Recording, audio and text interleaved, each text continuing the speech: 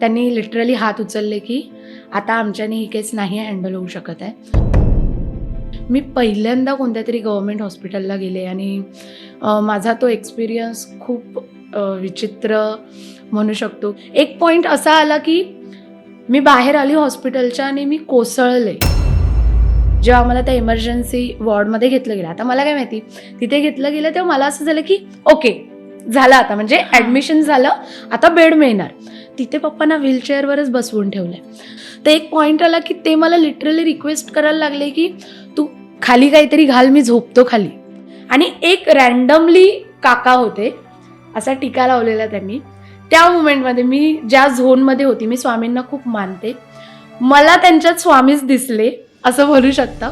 कारण त्यांनी रँडमली मला त्या वॉर्डमधून 2 वॉर्ड सोडून एक लांब वॉर्ड आहे, तिथून असा हात दाखवला, बोलले तुला ट्रॉली हवी आहे ना, इथे ये.